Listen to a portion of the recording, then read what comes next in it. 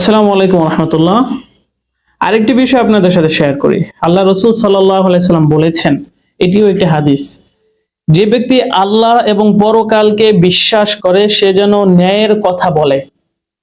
যে ব্যক্তি আল্লাহ এবং পরকাল বিশ্বাস রাখে সে যেন পড়শিকে যত্ন করে। যে আল্লাহ এবং পরকালে বিশ্বাস রাখে সে যেন মেহমানকে আপ্যায়ন করে। সম্মানিত ভাইরা, বিষয়টি অত্যন্ত জটিল এবং গুরুত্বপূর্ণ। নবীজি বলতেছেন যে আল্লাহকে ভয় করে, পরকালকে ভয় করে, আল্লাহকে বিশ্বাস করে, পরকালকে বিশ্বাস করে, সে যেন ন্যায়ের কথা বলে, সত্য কথা বলে, সঠিক কথা বলে।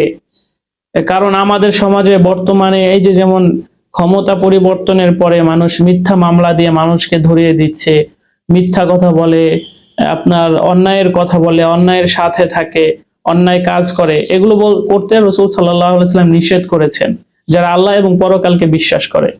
দ্বিতীয় নম্বরে রাসূল সাল্লাল্লাহু আলাইহি ওয়াসাল্লাম বলতেছেন যে আল্লাহ এবং পরকালকে বিশ্বাস করে সেজন্য পড়শিকে যত্ন করে, অর্থাৎ প্রতিবেশী।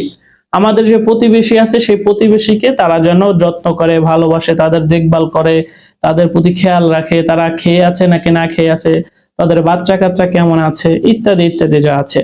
এবং তৃতীয় নম্বরে রাসূল সাল্লাল্লাহু আলাইহি ওয়াসাল্লাম বলতেছেন যে আল্লাহ এবং পরকালে বিশ্বাস রাখে সে যেন মেহমানকে আপ্যায়ন করে। এই বিষয়টি অত্যন্ত গুরুত্বপূর্ণ একটি বিষয়। মেহমানকে আপ্যায়ন করা, মেহমানদারি করা, তাদেরকে দাওয়াত দেওয়া, নিজের আত্মীয় স্বজনকে দাওয়াত দেওয়া এবং তাদের সাথে পজিটিভ আচরণ করা, ভালো ব্যবহার করা, এগুলো অত্যন্ত মূল্যবান একটি বিষয় ইসলামের। তো আল্লাহ পাক আমাদেরকে এই বিষয়গুলো মেনে চলার তৌফিক দান করুন।